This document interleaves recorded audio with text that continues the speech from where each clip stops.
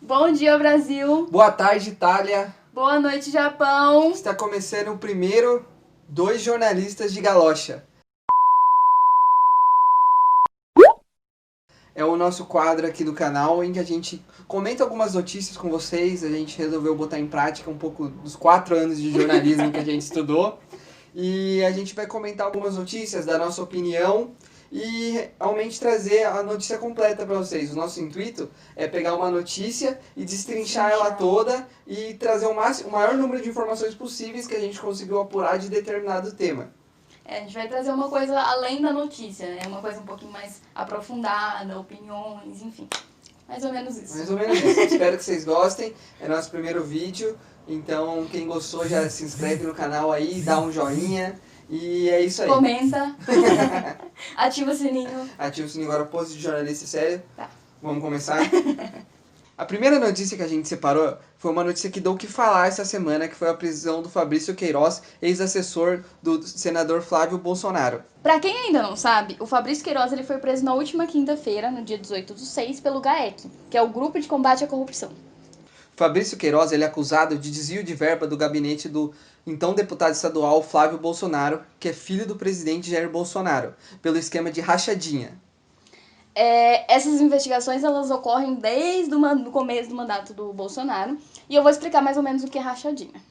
Então vamos lá. Rachadinha é quando você contrata uma pessoa para assumir um cargo, só que você se compromete com ela no sentido assim: eu vou contratar o Lucas. E aí eu falo para ele: eu vou te pagar R$1.000 por mês. Você tem que me devolver metade desse dinheiro. Só que assim, como esse dinheiro é Dinheiro público? É pago com dinheiro público, e isso é ilegal.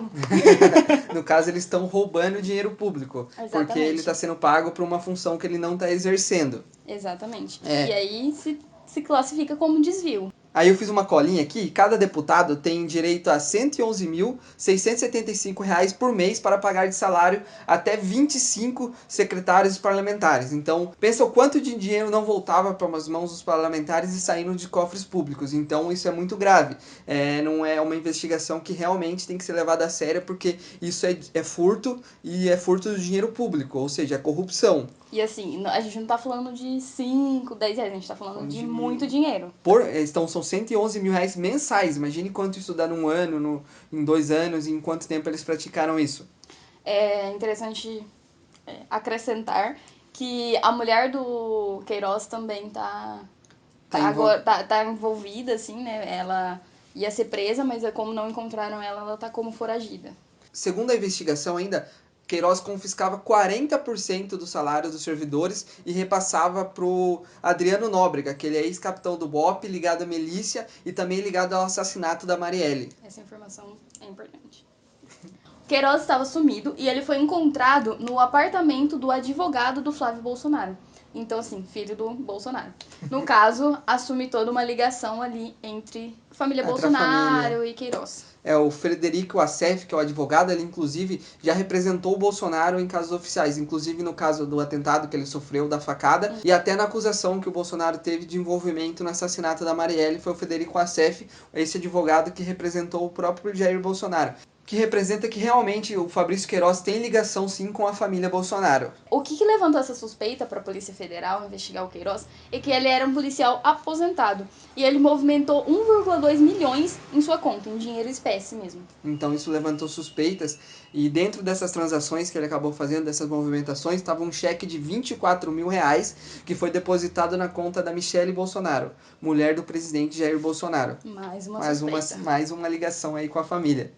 Como a gente já havia falado no começo, o Queiroz foi encontrado no apartamento do advogado. E há afirmações de que ele se encontrava ali nesse apartamento há mais de um ano. Só que assim, foi feito investigações com esse advogado, foram feitas perguntas para ele. Chegou a dar entrevistas. Dar entrevistas e etc. E ele negou, falou que nunca soube do paradeiro do Queiroz, não sabia onde ele estava. Ele tinha falado que era advogado do Flávio Bolsonaro. Que ele não tinha nada a ver com o Queiroz, enfim. E agora está no apartamento dele. Coincidência, né, meus amigos? Coincidência. Exatamente. E em pronunciamento, o nosso excelentíssimo presidente Jair Bolsonaro disse que a justificativa de que Queiroz se encontrava no imóvel do advogado era que ele fazia um tratamento médico ali perto de onde ficava o imóvel. O hospital diz que não tem nenhuma evidência de tratamento feito recentemente por Fabrício Queiroz. Então, assim, o hospital se pronunciou, né, e negou essa desculpa, desculpa não, esse argumento do atual presidente. E para quem duvida ainda do envolvimento da família Bolsonaro com Queiroz e até mesmo com a milícia do Rio de Janeiro, a gente preparou aqui um esquema para vocês que a gente achou muito legal, que faz de forma bem didática aqui o envolvimento da família Bolsonaro. E como esses personagens se interligam. Se interligam, se encontram, então eu vou deixar aqui para vocês darem uma olhada. Quem quiser com calma também, a gente vai deixar a imagem na descrição do vídeo aqui para vocês verem, para que ver que realmente tudo que envolve isso é muito nebuloso, ainda não é nada confirmado. A gente deixa aqui o nosso papel de dizer que não é nada confirmado, mas tem aquele ditado, onde há fumaça há fogo. Então há indícios muito fortes de que a família Bolsonaro tem ligações fortes com Queiroz, que por sua vez tem ligações muito fortes com a milícia do Rio de Janeiro. É sempre bom reforçar que assim, a gente está tirando essas informações de alguns canais e portais de notícias confiáveis. Então a gente vai deixar o link aqui embaixo para só complementar o que a gente está falando aqui. O segundo tema que a gente separou aqui foi que o Ministério Público pediu uma investigação sobre a produção de cloroquina feita pelo Exército do Brasil. O que acontece? A cloroquina, ela já era um medicamento produzido, enfim, e já era utilizado para o tratamento de malária e de lúpus. Com a pandemia, ninguém sabia nada, o que era o vírus. Era notícia pipocando para todo lado. Ninguém sabia muito ao certo como que era o tratamento, a gente não sabe até hoje, né, no caso, não tem vacina, não tem tratamento correto, enfim. A gente mal sabia os sintomas, enfim, foi um baque para todo mundo. Foram feitos testes com pessoas que estavam grávidas, em UTI, entubados, etc. E foram tendo sinais positivos. Mas assim, não era nada comprovado, não era nada muito significativo, eram testes pontuais que estavam sendo feitos. Até porque um teste dessa magnitude, acho que para provar um remédio, demora muito. Você pode ver que o Covid pode ser que tenha agora uma vacina, porque tem muitos laboratórios trabalhando nele, mas tem várias doenças que demoram 5, 6 anos para provar uma vacina, porque são feitos diversos testes, começando por animais, até passar por testes em humanos, grupo de controle. Tem que ser tudo feito para realmente, quando o remédio chegar, seja um remédio que seja efetivo e seguro para as pessoas usarem, porque se for um remédio que tenha muito efeito colateral, cause pior para as pessoas, não vale a pena ser usado. Então, por isso que demora tanto para uma vacina ou um remédio ser aprovado e chegar até as farmácias, né? Até por isso, inclusive, que o Covid ele surgiu na China em 2019, no final de 2019. A gente está em junho de 2020 e a gente ainda não tem uma vacina, nem, assim, por mais que tenham muitas pesquisas, o mundo inteiro está pesquisando, ainda não tem uma data efetiva de, tipo, vamos lançar uma vacina que vai ser aberta. Ainda estão sendo feitos muitos testes, então é uma coisa que demora, é uma coisa que não dá para ser validada com testes pontuais, assim. E desde que foram feitos esses testes pontuais com a cloroquina, o aumento das vendas de cloroquina subiu muito, de pessoas que realmente precisam, pessoas que tinham lúpus, tinham malária, não estarem conseguindo encontrar mais o medicamento nas farmácias, porque eles foram comprados e estocados por pessoas saudáveis que não tinham doença, porque teoricamente o remédio combatia essa doença. Os hospitais acabaram fazendo essa aquisição do remédio também para realizar testes. Mesmo sem essa comprovação científica, o governo brasileiro ele apoiava desde o início a utilização, tanto que ele liberou para os médicos utilizarem em casos necessários, enfim. Houve um apoio do governo para a utilização da cloroquina como tratamento da Covid, mesmo sem uma comprovação científica. Inclusive houve produção, né? Exatamente. O Brasil produziu cloroquina para que pudesse ser usada em tratamentos. E em comparação a essa produção, esse ano foi produzido 84 vezes mais do que o do ano passado. Claro que por toda a situação de ter esses testes relacionados à cloroquina, mas o Brasil, para a compra dessa produção, ele gastou 6 vezes mais do que o normal. Então, assim, é um superfaturamento aí que tá tendo. Claro que tem a ver com dólar, tem a ver com o momento de crise que estamos vivendo, mas ainda assim é um valor muito significativo. 6 vezes mais, é um valor que não, mesmo com todos esses reveses da economia, não se equipara ao valor final do produto, né? Foi por conta disso que Lucas Rocha Furtado, subprocurador-geral da União, ele enviou para o Tribunal de Contas solicitou, na verdade, uma investigação sobre o superfaturamento dessa produção de cloroquina pelo Exército Brasileiro. E assim, o argumento do Lucas Furtado é de que não existe nenhuma comprovação científica para ter essa superprodução e até pagar tão caro por um produto que a gente ainda não sabe se é válido utilizar ou não. Se realmente funciona, se... Não, a gente deixa bem claro aqui que não existe nenhuma comprovação científica de que a cloroquina funciona para ter essa superprodução no Brasil. Porque no caso dessa fabricação em massa do medicamento, inclui gastos desnecessários do dinheiro público, uma vez que comprovada a ineficácia do medicamento para tratamento do Covid, ele vai ficar parado e vai ter uma mega produção que não vai dar em nada, é um desperdício do dinheiro público. Especialmente ainda se houver a constatação de superfaturamento na produção. O que já é um desperdício vai ser um desperdício ainda maior, porque ele vai estar, além do medicamento ser produzido para não ter fim nenhum para esse medicamento, ainda ele está superfaturado. Então, assim, com base nisso, vai ter toda uma investigação e, se realmente comprovado, os responsáveis por isso vão ser penalizados por lei. E a terceira notícia, acho que todo mundo sabe que a maioria dos estados já estão flexibilizando, né? Cada estado está tendo sua própria autonomia para decidir quando flexibilizar e quando não, porque alguns estados estão piores que outros. Até isso que gerou uma certa tensão entre governos de estados e o governo federal. E até governos municipais, né? Até governos municipais, até entre governos estaduais e municipais e federais, gerou uma tensão porque aí ninguém sabia qual diretriz seguir, o que fazer na sua cidade, e aí meio que todo mundo foi tomando decisões por conta. Aqui em São Paulo a gente começou a flexibilização agora no começo de junho. E aqui, como todo mundo sabe, foi um dos focos da doença, um dos maiores focos da doença foi aqui no estado de São Paulo, principalmente na região de São Paulo e algumas regiões do interior de São Paulo. E essa flexibilização começou a ser feita em 5 fases. A primeira fase, que é que a capital de São Paulo ficou, era que só poderia funcionar estabelecimentos essenciais, então supermercado, farmácias e etc. Aí existiam outras 4 fases, né? Que aí ia liberando gradativamente shopping, comércio, salão de beleza, academia, enfim, e assim por diante.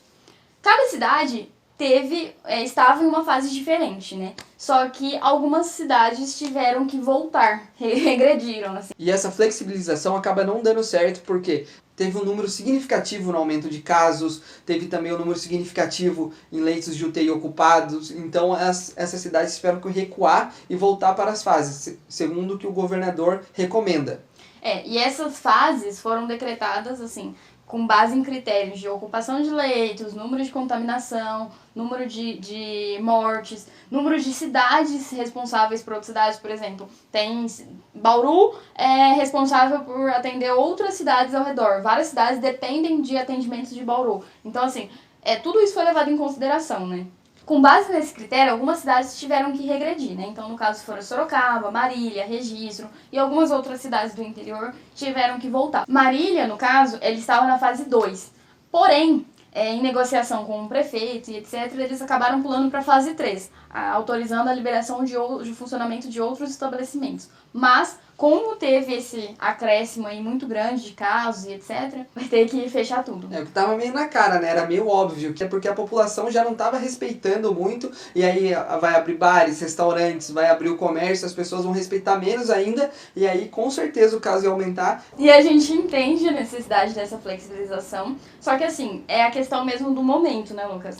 Porque sim, a gente estava no pico, a gente estava tendo 1.200 mortes por dia no Brasil, notificações, né, de morte por dia no Brasil, e a gente resolveu abrir o comércio bem nesse momento. Então, assim, acho que foi uma decisão um pouco precipitada. Claro que a gente também entende toda a necessidade, pessoas que estão ficando desempregadas, lojas que estão sendo fechadas por conta disso, vendas reduzidas, enfim, o quanto isso está prejudicando outros setores econômicos, enfim. Porém, um negócio atípico que foge além do nosso controle econômico, a gente tem que prezar por vidas nesse momento, né? Eu acho que o mais importante é isso. Eu acho que a gente quer saber de vocês, o que vocês acham também dessa flexibilização, se vocês acharam que foi correto, se vocês acham que tem que realmente voltar para trás e a gente fazer realmente um isolamento social decente, que todo mundo cumpra. Com essa flexibilização, abriram os locais, né, comércio, shopping, etc. Mas ainda assim, era para ter uma comoção da população de, vou sair só como que for necessário, sabe? Ter um cuidado maior. E é o que não tá tendo, sabe? Muita gente não usando máscara, muita gente não respeitando, distanciamento, enfim. O comércio abriu, mas com algumas regras mínimas, assim, sabe? De funcionamento, de distanciamento, atendimento reduzido, enfim. E a gente teve inclusive a retomada até do futebol, né? Em que foi, agora a gente retomou, o primeiro a ser retomado foi o futebol carioca, a gente já teve jogos já essa semana. E antes dos jogos foram feitos testes de Covid em todos os profissionais que vão participar desses jogos. E a gente vê aí a falta de empatia com o povo brasileiro. Enquanto no SUS a gente tem a falta de testes, as pessoas não estão sendo testadas para um jogo de futebol que é supérfluo. A gente está vendo testes em massa, todo mundo sendo testado, jogador, comissão técnica, todo mundo. Então a gente vê que falta essa colaboração entre todos os brasileiros para a gente conseguir sair dessa juntos. Até porque assim, foi reaberto o comércio, shopping, etc., ainda como coisas essenciais. O futebol ainda não estava nem nenhuma fase assim, estava considerando como o funcionamento essencial, sabe? Então, assim, acho que foi um erro, uma precipitação, né? Essa retomada do futebol. Houve alguns outros setores do entretenimento, né? Que tentou essa retomada, no caso do Hopi Hari, que tentou abrir suas portas, mas não deu certo. Acabou tendo que... Até eles anunciaram a abertura, mas acabou que não conseguiram reabrir, porque não tinha como ter controle, né? Não tem aglomeração, né? Não tem... E assim, é importante também, além de deixar a opinião de vocês sobre a flexibilização ou não, agora que abriu também, né? E agora vai ter que voltar para trás, será que as pessoas vão respeitar? Será que os comércios realmente vão fechar? Que tipo de fiscalização vai ter, sabe? Para que realmente se cumpra. A gente vê hoje no dia 20/6, que é quando a gente está gravando esse vídeo, a Espanha passa pela última fase do isolamento social que eles tiveram lá, a última fase do lockdown que eles tiveram lá, ou seja, eles estão saindo. O futebol já começou lá, por quê? Porque eles tiveram uma quarentena que realmente ele teve respeito nessa quarentena, teve multa, teve fiscalização, coisa que aqui no Brasil não teve. É por isso que a gente vive esse tempo de incerteza. A gente acha que está caminhando tudo para um lado, enquanto os números mostram outra coisa, então a gente acaba ficando nesse fogo perdido e até mesmo sem saber algumas informações mesmo de como está o rumo da doença aqui do país. E até de quando vai voltar tudo a funcionar, né? Quando realmente vai ser seguro sair de casa, fazer as coisas, ir ao shopping, enfim. Porque até essa semana eu estava lendo uma reportagem que falava que o Brasil estava entrando numa estabilização. Só que assim, não é o que os números mostram, né? Porque ainda, acho que pelo quarto dia consecutivo, tava mais de 1.200 notificações de mortes por dia. Então assim, a gente ainda está num cenário muito grave. E essas foram as 3 notícias que a gente separou para vocês. Espero que vocês gostem, comentem, dê a opinião de vocês sobre isso também. A gente gostaria muito de ouvir a opinião de vocês sobre isso também. Eu acho que é interessante vocês comentarem, não só pra gente, né? Mas para outras pessoas lerem seus comentários e, enfim. E assim, criar essa discussão mesmo, porque eu acho que é interessante a gente trocar opiniões, entender o posicionamento do outro, enfim. E abrir esse diálogo. Então a gente deixa nosso beijo aqui. E boa tarde, boa noite, não sei quando você tá vendo esse vídeo. E dá o like, se inscreve no canal aí. Ativa o sininho, acompanha a gente promete trazer notícias bem legais pra vocês aí, tá certo? É isso. Beijo!